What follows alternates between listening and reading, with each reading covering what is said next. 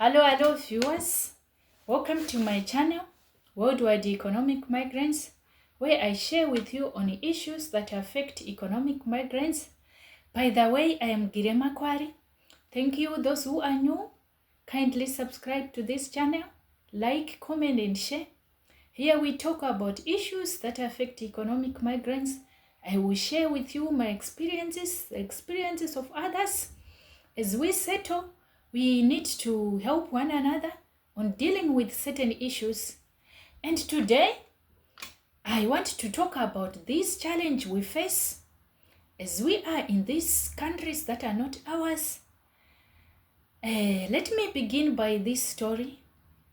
One day I was in a certain country and I was home. I thought of doing gardening. At our home, there was a fence, so passerbys could see what was happening inside. So on this day, as I was doing gardening, there were two men that were passing by. They started talking to me in a harsh way. They were shouting, but I could not hear what they were saying. I could not understand that language of that country. And then later they realized that I could not understand what they were saying.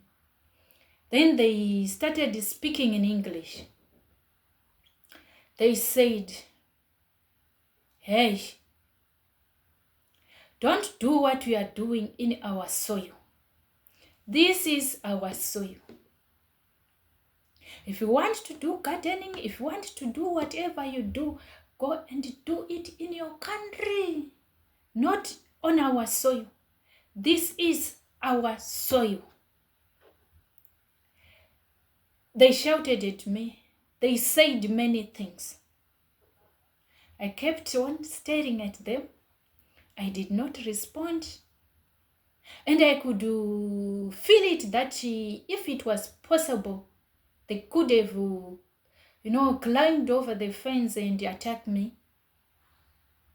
So I decided that I should just keep quiet. Then they went away. What is this? Racism. Some of us, we have faced it in these countries where we are working, where we are staying. We have faced it. Some are facing it. Some are to face it. It depends. It's not everybody who faces this, but there are some who are facing it. Racism is there. I was told to leave that country, go and do gardening on my mother country's soil. So I'm saying there are times we face those things, those attacks. It depends with the situation. Like this situation, all I could do was to keep quiet. So there are times you just have to keep quiet. You just have to develop a thick skin. You don't fight. You don't respond. You continue doing what you are doing. If it's at workplace, you focus on your work. Work diligently. You don't talk. Because sometimes, if it's like a workplace, there are times where if you talk, they will not renew your contract. So it may be a challenge for you. So it's not everything you have to respond to. It's not everything you have to fight for. There are times you just keep quiet. Focus on what you are doing. But it depends with the situation. You assess the situation. Where you need to report to the authorities, you report. Life is good. So if these people had jumped over the fence trying to attack me, I was going to run quickly into the house, lock the door, call the police. So I'm saying there are times if it's physical abuse or you see that these people, they want to attack you, it depends with the situation. There are times you have to report to the police You report to the authorities, you report to organizations that deals with such issues. It all depends with your situation. But you have to start the environment. Because there are certain places where even if you report, nothing will be done. Or maybe you report. It depends with the situation. There are situations that really need to be reported. Come what, you have to report. So you start the situation. So sometimes we face this at our workplaces. I said you start the situation. Where you need to report, you report. Where you need to keep quiet, you keep quiet. But don't forget that you are a foreigner. It depends with the laws of that country. There are certain countries where, for sure, people are protected. Foreigners are protected. They don't tolerate racism, even though maybe people do it. But it depends. There are certain countries where they don't take you seriously. And also there are certain countries where, like, if you report, it will backfire on you. And they will tell you that you are the one who is racist. So you start the environment. But knowing also that there are situations where you have to report. But it's not everywhere where you fight. But you know there are situations that deserve to be reported. I told you that if these people were going to enter the yard and try to attack me, I was going to call the police. So you look at your situation. I'm just talking, I'm talking. Okay. There was a day I went to a certain function. And then as I was seated, someone came and told me to leave so that she could sit on where I was seated. This person saw that I was a foreigner. So it was bullying. What she did, this person was bullying. Then another person who was of that same country had to start shouting with this person who had done this to me. Those people, they shout at each other, I think it's only that it was at a function. Otherwise, you could see that they were maybe about to even if it was physical fighting, they could do that. So this one was fighting for me. And this one who was fighting for me was also a person of that country, a citizen of that country. And this one was saying, you don't have to do that to foreigners. Why do you have that attitude of hating foreigners? And then she said, come, my daughter, come. I'm giving you this seat. Come, sit here. And I didn't know what to do. And I was saying, God, now they are fighting because of me. I wish if they can stop. If they can stop those people. And what do I want to say on this? I want to say, whatever racism, behavior, discrimination, verbal attacks, bullying you face, don't put the people of that nationality in the same bracket like saying they are racist.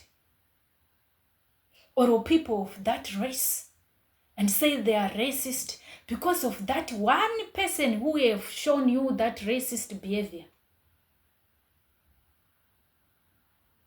Because the moment you do so, you end up being also racist. The moment you do so, you end up missing opportunities. Because in that very country, you will find people of that country who are kind, who are generous, who are not like this one. People are different.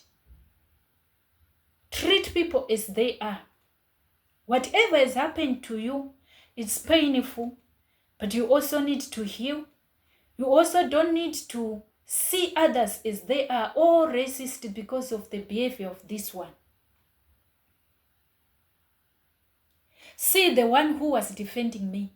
It was someone of that same country who did not tolerate racism. I think you are getting what I am saying. In that very country, I had so many people I'm still missing who really helped us in that very same country.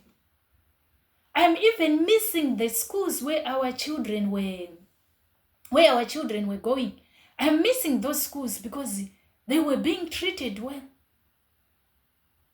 With the teachers of that country. Even at church, there were people of that country who were treating us, who were treating our children very well. Some would come even to our home, teach our children whatever they were teaching us for free. They were doing it for our children and for us. We were benefiting from them. They were natives of that country. What if I had decided to say all of them are racist? I was going to miss that what? That opportunity. In that same country where you have faced that abuse, that behavior, whatever, from that person, you will find some of that race, some of that country who are kind, who are friendly. You know, our behaviors are different. Our personalities are different. Our backgrounds are different. We are different. People are different. We are equally important, but we are different. And if there is anything you cannot change on somebody, it's his character. You can just change yourself. So you just have to hear and accept that it is that person who have done that to you. Not the people of that country. It is that one who did that to you. And that's what I do myself. And you'll be able to get help from, the rest. Treat people with whatever their behavior. Not everybody is like that. That's what I can say. It will help you. You will stay well in these countries. Life is good. Life is good. So one day, we were at a school function. We were there also as parents. And then there was this child. She was, I think, if it's not grade 0, it's grade 1. Around 5 years, 6 years. And then this child hear me speaking my language. And then she looked at me. And then she started laughing at me in a sarcastic manner. Yeah, nganga wane. She said a lot, that child, that innocent child. She laughed at me.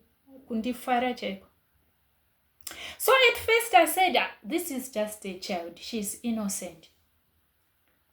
I didn't know that her motive was to draw attention of other students so that they could start laughing at me. So she tried to get attention to make others to join and start laughing at me. Unfortunately, no one could join her. I kept quiet. I was just studying this child. After seeing that she is continuing, that's when I had to respectfully correct that child so that she can stop what she was doing. She was an innocent child. Where did she learn that from? Personally, I don't always say if I see a bad behavior on a child, I say it's the parent. No. People, they say whatever happens, it's the parents who have taught the child. But was the child only staying at home? She was exposed to school because she was learning. She goes to church. She goes to different places. So do we know where she took that behavior? I don't know. Whether she took that behavior from home or where, we don't know. So I don't know. For me, I don't know where she took that behavior, where she copied that.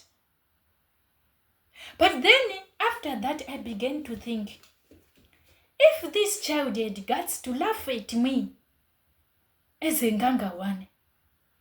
What about our children who are in schools? So I'm saying our children, they also face abuse at schools. Some are laughed at, some are bullied, some, they face a lot. It's not every child who faces that. It depends. But there are some who are facing those racial attacks, many things, being bullied. And we need to tell them that if they face such things, they should report to authorities, and also they should tell us as parents. And us as parents, if you hear that such things had happened, don't be quick to even go and start shouting. Gather information, take the child, go to school, tell them what have happened, gather information so that you know what really is happening at that school. Because we are not there, we don't know what will be happening. What if it's your child who is racist? What if it's your child who have started? So you need to get enough information. And also when children are telling us these stories, let's not always say, be strong, be strong, be strong. Yes, we need to be strong. But it does not mean our children should be abused. They should speak when they are facing these things. And we should be also friendly so that they will feel free to tell us what is happening at school. And we find a way of helping them. Where we need to go to the school authorities, we go, we talk, and we make sure that behavior is to stop. Or where we feel that we need to change school, we change school. And also as parents, let us also not teach our children to be racist also. Because sometimes as parents, we may teach our children in these countries, don't play with the people of this race. Don't play with people who come from this nation. These ones are not good. These ones are what. And then as you are doing so, you are raising a racist. That child may grow up hating, that other nationalities, those other people, because you trained that child. Yes, we need to tell them not to associate themselves with bad company. Yes, friends, we choose. We are not forced to play with everybody. But we should respect people, respect students, embrace people of all nationalities, but not being in a bad company. So sometimes it is starting with some of us as parents. Children, they face sometimes a lot on this issue we are talking of. Because sometimes we see some of the children now wanting to cut themselves so that they can have that color of like a white color. Maybe because they were laughing at that child because of their skin color. You see now some of the children now wanting to do some of those things that will make the child to look at least like the people of that country. The esteem is gone because of the abuse that child is facing. So we need to check and see and handle that with wisdom. Where you need to change the child, change the school. Where you need to go and speak to the authorities and they make sure that those things are not done, do so. That's all I can say. Have time with your children. They face a lot, these children. They face a lot. Have time with them. And also,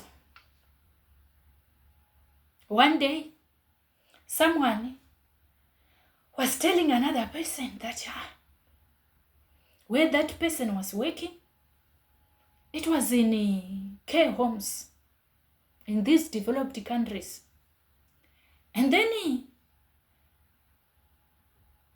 there was a patient who would always say to that person, "Hey, you black rat, black African rat, you stay in trees. You stay in, You stay in trees." But this person was a patient. And what do? This person is a patient. And you are the one taking care of that patient. We'll talk about that next time. Thank you so much for your time. Thank you.